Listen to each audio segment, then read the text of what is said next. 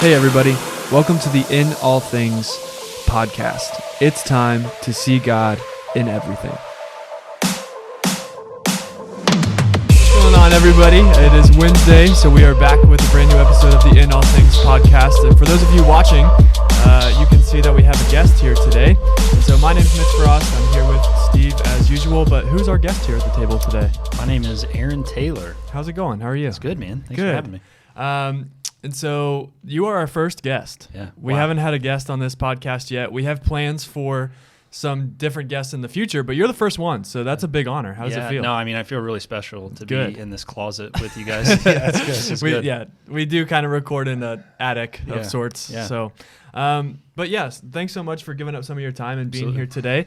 This is exciting for us to have somebody other than me and Steve at the table. So This is awesome. I bet your listenership will go up pretty rapidly. Oh yeah, it'll jump. Yeah, that was our motive, of course. Figured. Of course. But if you just want to tell us kind of how you got involved with Sycamore, how you met Steve. I know you guys are friends. Yeah. We've only met a couple times, so I'm excited to talk to you today. But how did that kind of come about? Yeah, so about 4 years ago, we were setting out to plant a church. And if you've never planted a church before, one of the main things you need is money. And so my mom and dad actually go here to Sycamore Creek and connected me with Steve. And so we went to Roosters. It was kind of twofold. I pretended I wanted to be his friend, but the main motive was to ask for money. And so Sycamore Creek partnered with us for like 3 years, the first 3 years of our church, which was awesome. And we've really just been friends ever since. That's awesome. Love this church. I remember now that you're talking about it, I stopped by my mom's small group one night, and I met your mom there. Yeah. And she grabbed my arm. She goes, "You got to meet my son, Aaron. He's about to plant a church." And then that led to this. Yeah. There Pretty you go. cool. And here we are. And you've spoken at our Rhythm ministry here at Sycamore before, which is our young adult college ministry. So that was awesome. And tell us more about what you do now, kind of your church plant, how that came about, what led you to that point, and just kind of where it's at, all of the details. Wow, that's a lot. Called to plant a church like 12 years ago, actually. So we ventured out almost 4 years ago to plant our church, started in a middle school for 2 years. Then after that second year, we moved into our first building. So we leased a space right outside of downtown Powell, where we're gathering on Sundays. In the midst of church planting last year, we decided to open up a free furniture store. So we do a lot of work with immigrants, refugees, single moms, domestic abuse victims, just providing free furniture and then sharing the hope of the gospel with them as well. And so church planting kind of was one lane we were running in, and then now we run in this other lane, alongside it. That's awesome. As we're ministering in Powell, but also kind of the surrounding area as well. Yeah. So lots going on. Man, 12 years ago is when you kind of felt it was that you wanted to plant a church. Yeah. That's awesome. Yeah. You planted a church. Yeah, right. So what do you remember from that experience? Oh, wow. It's interesting because I enjoyed watching Aaron go through it and also supporting church plants. So it was cool that we were able to name your church. Living Hope Church. Living I probably Hope Church. should have mentioned that. I was thinking about that. And the name of the furniture place is that's called the Finding Hope Center. Finding Hope Center, right. Yeah. All right. So, it's one cool thing we all have in common here is all youth pastors have been and still are student pastors. So, the church planting experience is daunting because you don't know where your money's going to come from and how you're going to support your family. I mean, we in the same way raise support, but I remember when we launched out and we didn't have a facility, of course you're scrambling, and we met in a warehouse type of place and we rented it, and I didn't have everything, any organization to sign the paperwork except for me. So I remember going and signing the document for leasing this building, and the only backup was my savings account. And I thought, if people don't support us, we're going to run out of money and it's going to be a disaster. But God always comes through when you're following his will. So I felt my call about 6 months before I started. I knew I was going to be a pastor, leaving after being a youth pastor for 10 years, but I thought I was going to take over an established church. But then I really sensed God saying, no, plant a church. And so we did that for 9.5 years out in Virginia, Northern Virginia. But it's interesting. So you had the calling for years before you actually went into that. Why? What was the difference, or why did you have that period of time? Yeah, so when we were called to plant, we were only 22. And so I was dating my now wife. We've been dating for a few months. And For me, it was just a credibility thing. Stepping into a new community to start a new church, I just had strong convictions. I wanted to be married, at least have one child, and be at least 30 years old. And again, just when you're stepping into a new community, you're trying to start this new work, you're building relationships, you're making friends, you're meeting all these organizations. To be a young 22-year-old kid, trying to do all of that, we're like, that's just not smart.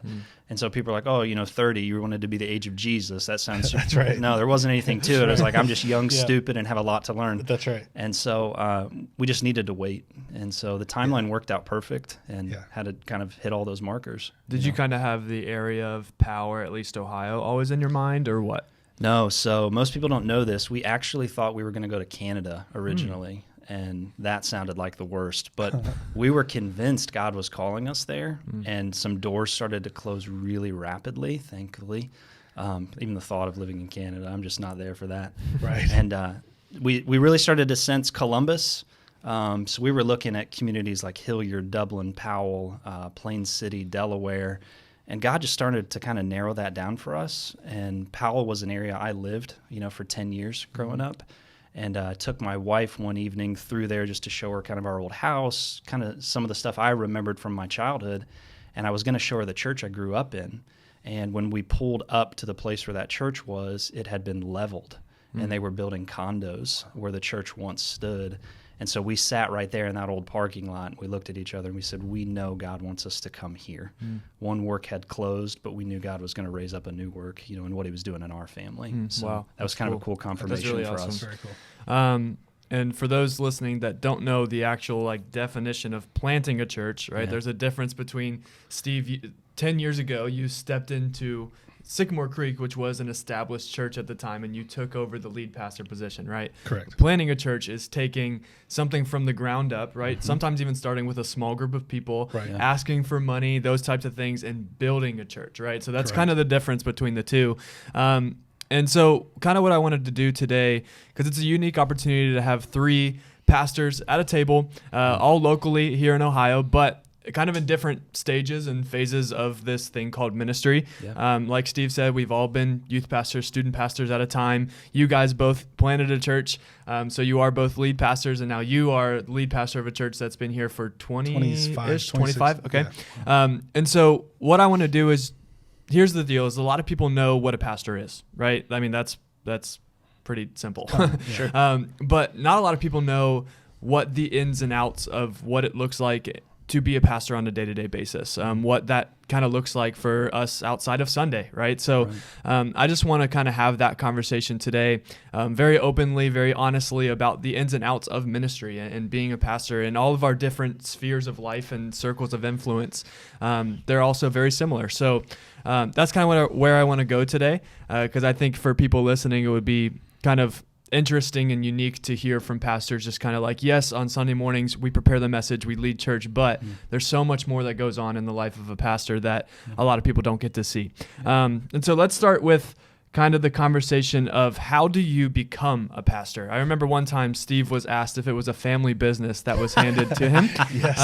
And so I just want to kind of talk about, let's just start there. How does one decide that working in a church, being in ministry, is what they want to do or should do? Yeah. And kind of what does that process look like? I don't know which one of you wants to start. You want to kick off? Yeah, I mean, I think it's a calling. We talk about that a lot, but it is something that I think you have to feel like God has pressed it upon your heart to do. Yeah. I think every person in the church is called to serve in ministry, but then there's a vocational calling to a full-time ministry that I think God puts in the hearts and lives of many men and women. And I think that's something that you can either run from or yield to. And I remember thinking about it when I was in high school, but not feeling quite led to it until I was my first year of college.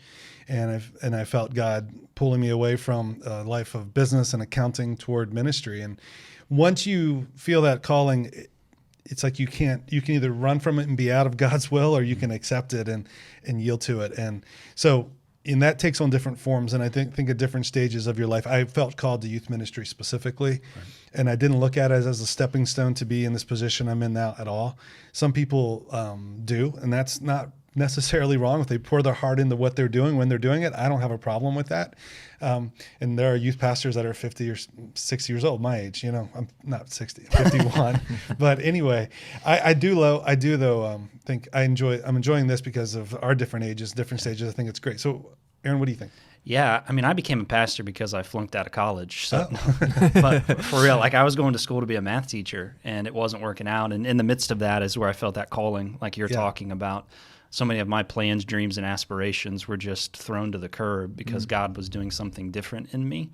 And so my kind of calling started there in my college days, and then different people affirming, like, hey, God's doing something in you that maybe you're having a hard time seeing. And so that was kind of revealed in that time. But it also with calling, I would add that scope of qualification too.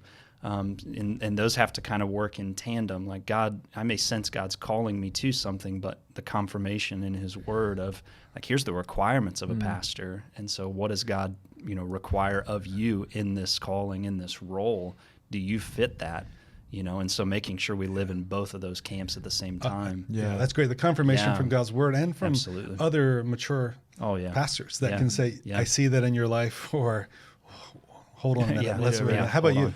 I wanted to be a physical therapist because they make a lot of money. Absolutely. So there you go. But I had a couple knee injuries, and so I really got into the idea of physical therapy, mainly because it was helping people, and I loved that. And so going into senior year of high school, that was my plan. Went to a summer camp like I did every year with youth group. Kind of the last night, pastor led like an altar call type thing, but then he got specifically into people who were kind of running from that call into ministry, and just kind of had that moment of like peace, overwhelming peace of like, this is what you're supposed to do. Just trust me with this. And so I kind of was like, okay, God, like I'm going to listen to you finally. And we stepped outside of the service that night, and the youth pastor at the time, literally 30 seconds after walking outside, he looks at me and he says, I'm not surprised that you just made that decision. Like, we've all been waiting for you to do that. And so kind of ever since that moment, your heart just kind of gets set on fire, beats a little bit faster for the passion of doing ministry. So I mean, I think, I just graduated college this year, kind of the beginning of this year, and there was always the people in the program that just did, the youth ministry degree or ministry degree because it was convenient, because that's what their parents did. And some pastors I've heard say it before, like, if you can do anything else other than ministry, do that. Right? And then wait for, just getting to that point where there's nothing else you can do with your life. I don't know how you two feel about that, but I think it's a good principle. I think there are pastors that burn out, and I wonder, there's different reasons that they can, and maybe they disqualify themselves from ministry too.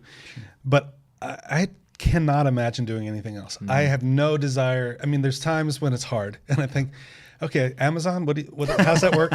Go to a warehouse and do something. But no, like, I cannot imagine doing anything else. I love what I do, and it's always confirmed. And I remember the day after I yielded as a freshman in college and yielded to ministry. I remember calling a couple people, my youth pastor, and he was so excited, and he wasn't surprised, and my mom and dad.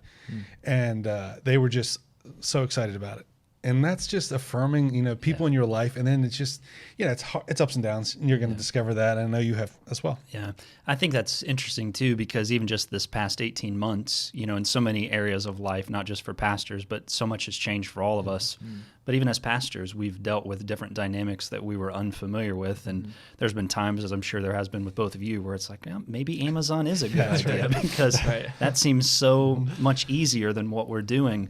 But you look back on that calling, like we're talking about, man, God called me to this 12 years ago. I can't do anything else, because if I did, I'd be disobedient to that calling. That's right. And so I have to stay here. This is what He wants me to do with my life. Yeah. So and kind of going along that same concept of this calling that we have on our lives, I don't know about you guys, but there's times where even in the middle of something hard or something frustrating, I kind of get humbled with, like, man, God, you're allowing me to do this. Yeah. Like, it is a big deal to be a pastor and be in ministry and lead, a church or a youth group towards the feet of Jesus. Like, that's such a big deal. And sometimes I just have that moment where I'm just like, man, like, who am I to be unsatisfied or, discontent with what you've, this life you've given me, this calling you've given me. Like sometimes it's extremely humbling. We've complained a lot, all of us, this last year, like you're referring to. But then when you just sit back and think about what we get to do, even though we had to do it to cameras for a while and we had a little bit of time where it was just different and it still isn't the same yet quite as it was, it's still such a privilege. Yeah. It's humbling. So, did you both go to college for ministry? Yeah. What did that process look like for both of you? Well, I went to Liberty University and I was studying accounting when I got there, but it was my freshman year, so I really hadn't gotten into the depths of that. And so switched my major to youth ministry. Pretty simple. So I ended up going to 5 schools in 5 years. I remember you telling us this at Rhythm. Yeah, so I started out at Columbus State, and I was studying accounting at that time. Went to Capital University, thought about math, being a math teacher, flunked out of that. Then I started going to Metro Columbus Bible Institute, real small school that was here in Columbus for a few years. From there, then I went to Liberty University, like their online program. So I didn't go in person like you did, and then ended up going to Liberty Seminary online and graduating. There you go. I was at OCU, Ohio Christian University in Circleville. I did a 4-year program, but I did it in 3 because I took classes in the summers as well. So, awesome. What degrees did you have leaving Liberty and leaving Liberty Online? Yeah. What degrees did you end up with? It was the Liberty in person was a Bachelor of Science in Church Ministries with a youth concentration is what it was. And and then I hate to admit this, here I am, you put me on the spot. So I went to Liberty Seminary and I am basically 3 classes short of my master's and I haven't gotten it. And some people in my family are like, what is wrong with you? And I'm like, it cost me money and nobody in the church cares. Yeah. Nobody cares whether I do it or not. And I want to do it just to have a certificate on my wall. Right. But then whenever I sit down to do it, and I'm like, I don't want to spend thousands of dollars on this one. There's other things in my family that I could do. And then I don't get it done. So there it is. I've put that out there. Wow. You put all your cards on the table. I did. You are almost a master pastor, but not quite. Wow. Yes. What about you? So I am a master pastor. Oh, wow. Yeah.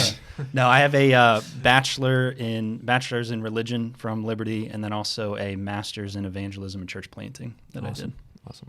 Yep. I have a bachelor's degree in youth ministry. Cool. So there you go. That's kind of the process of becoming a pastor, kind of stepping into the role of full-time ministry.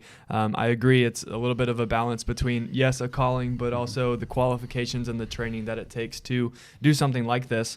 So I want to talk a little bit about what makes the life and the job of a pastor so much different than some other jobs. I think it is different, and especially when you go to college and you're in programs about ministry specifically, they say that all the time of how it's just kind of a different job. What makes it so different?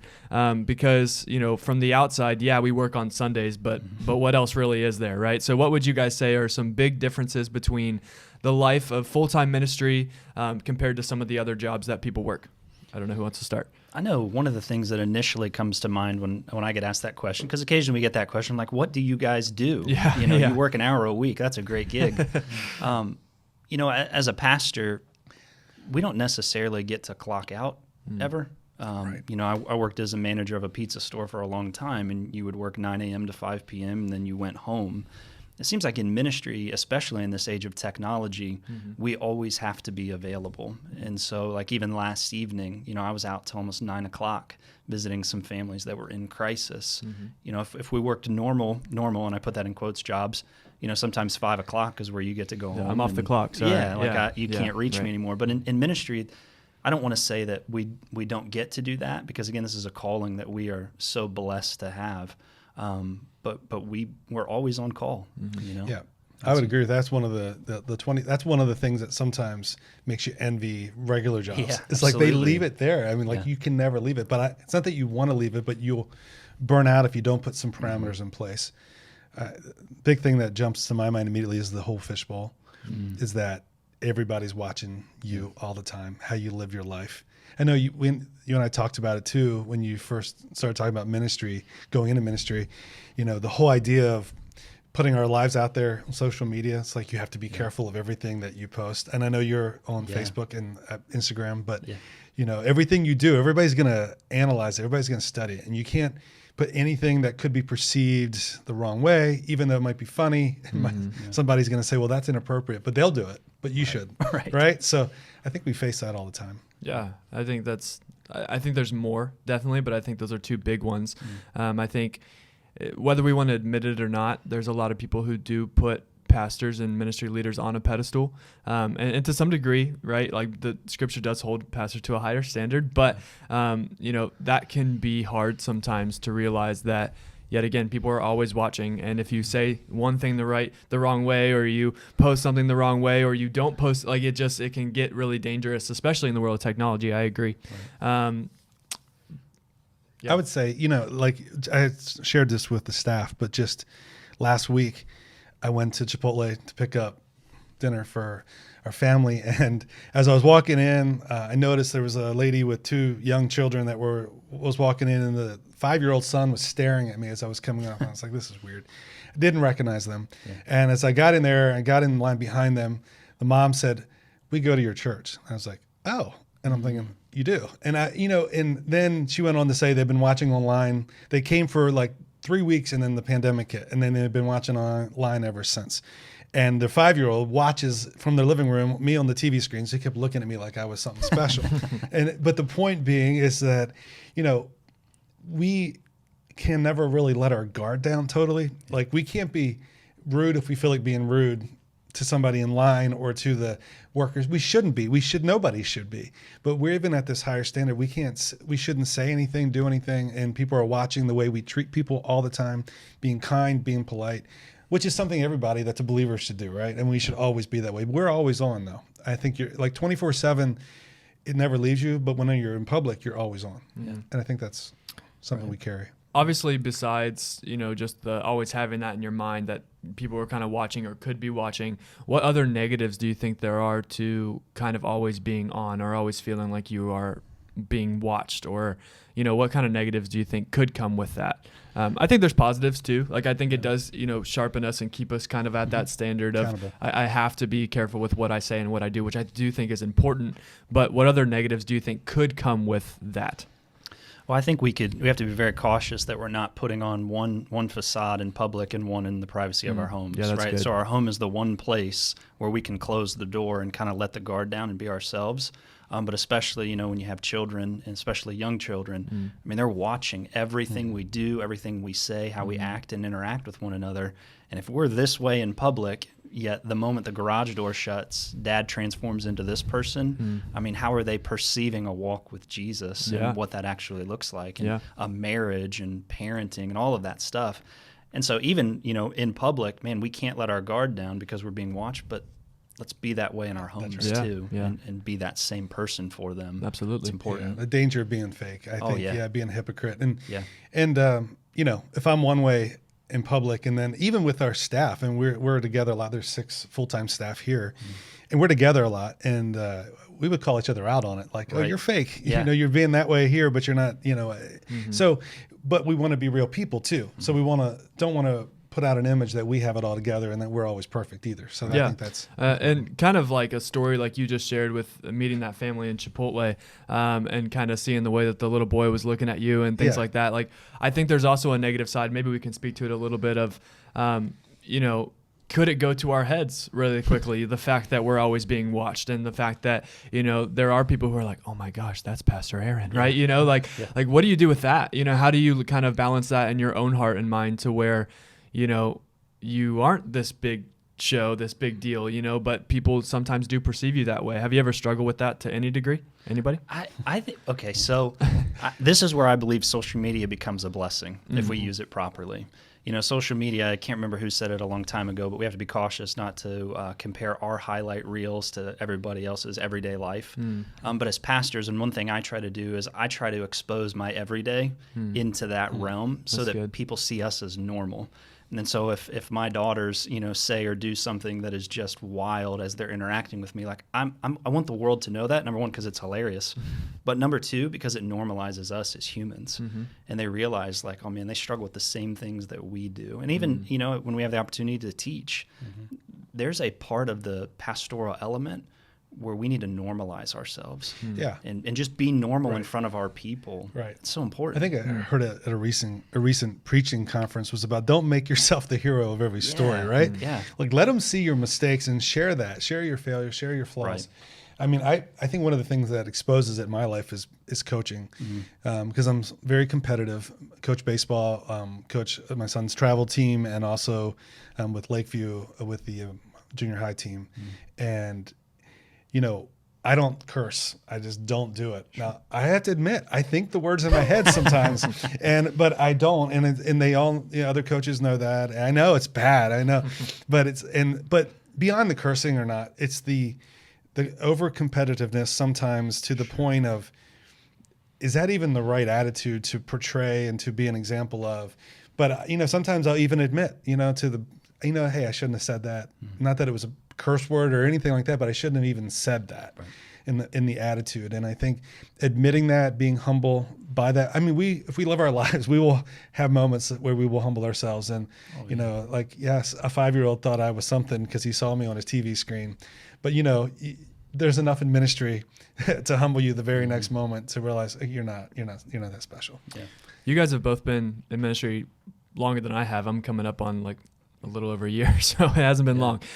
But at least from my point of view, it seems like this whole idea of kind of humanizing, the role of being a pastor, I feel like that's changed. I feel like back in the day, there was this kind of like even more of an like aura around what a pastor was, like they were perfect and could do no wrong. Do you guys feel like that's changed in the last maybe 10, 15 years even, to where like now speaking and being vulnerable from the stage as a pastor is almost reaching more people than, oh, that's the pastor, he doesn't ever mess up or do anything wrong? Do you feel like that's changed at all, or you guys have seen that? Maybe more so you being in school. Do you remember any time like maybe at your first job or anything like that to where this was more of an idea of like the pastor was perfect? Oh yeah, there was an aura about him. He was like the untouchable. It was like a big deal to be able to even speak to the pastor, and you made sure you address him with the right title. I mean, people ask me, what do you want us to call you, Pastor Steve or Pastor Reverend. Mark? I'm like, Steve's fine with me. I get it that some people like to have a title in front of it. I'm fine with Steve. I don't think of myself differently than other people,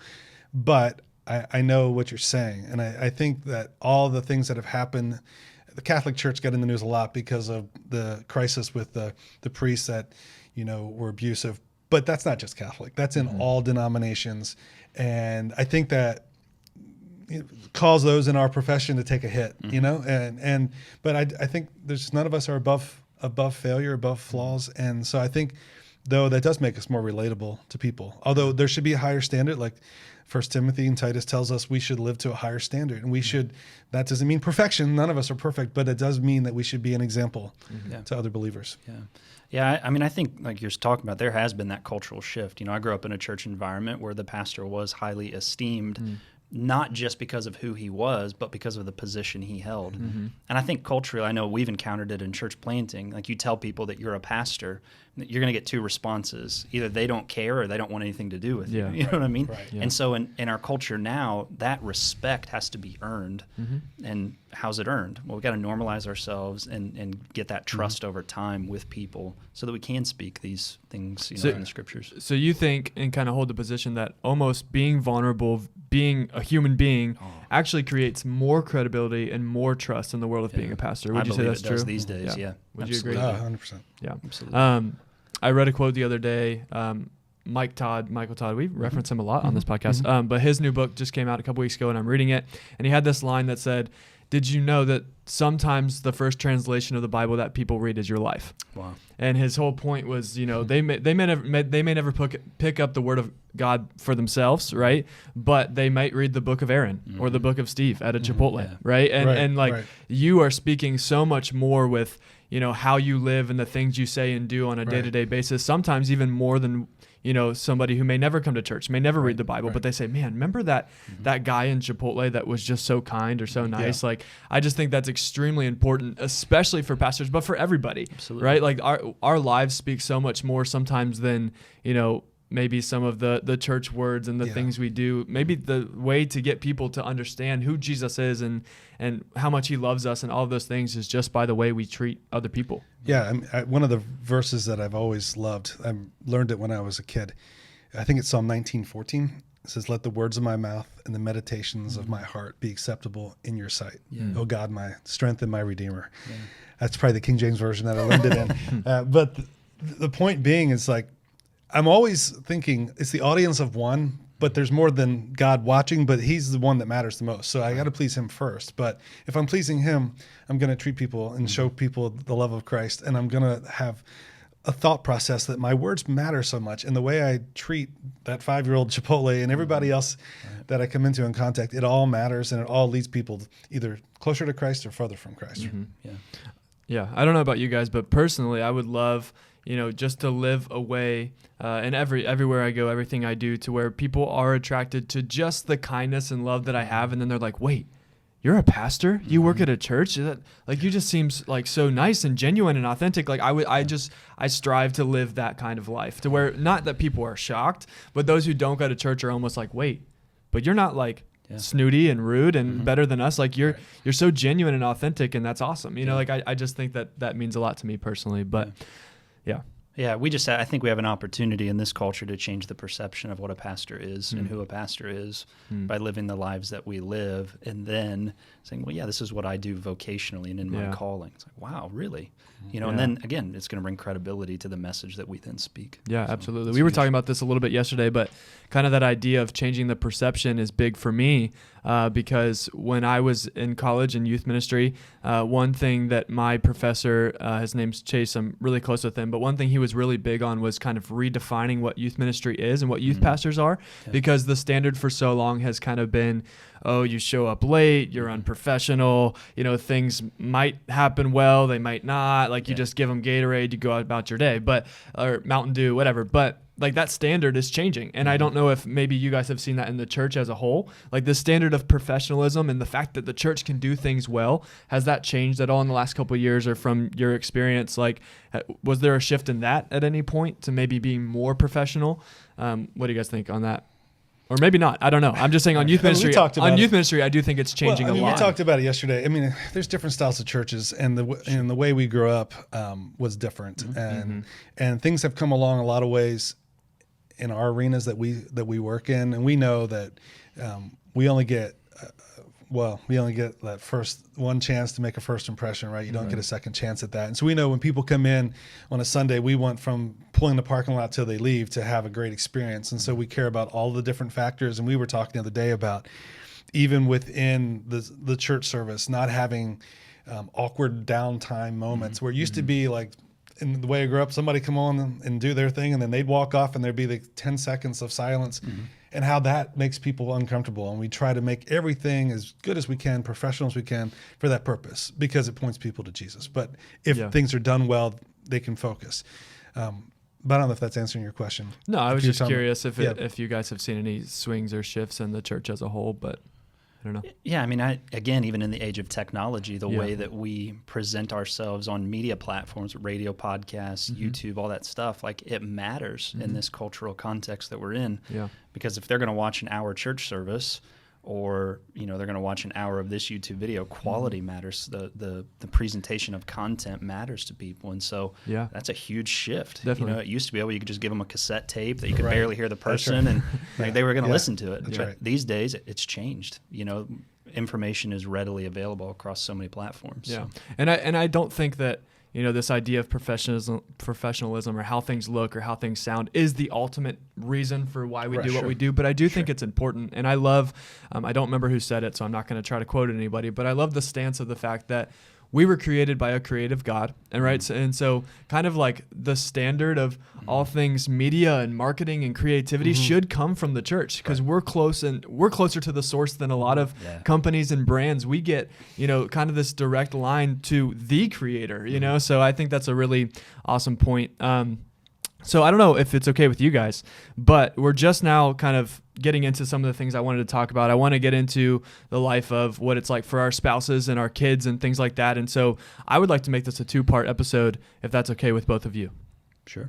You guys good? Yes. Okay. So we're going to take a 5-minute intermission, but this has been part 1 of our conversation on the life of a pastor and the life of living in the fishbowl. So we will be back next week with part 2. Thank you so much for listening to this episode of the In All Things podcast. Our challenge for you today is to send this episode to one person. Seriously, think of somebody right now that could use this conversation and send it to them. If you have any questions, feedback, or topic ideas, please send them to podcast@sycamorecreek.org, and make sure you follow us on Instagram and Facebook at Sycamore Creek Church so that you can always see what's going on in our world. If this conversation helped you at all, make sure you share it, leave a review, and subscribe so that you don't miss out on a single episode.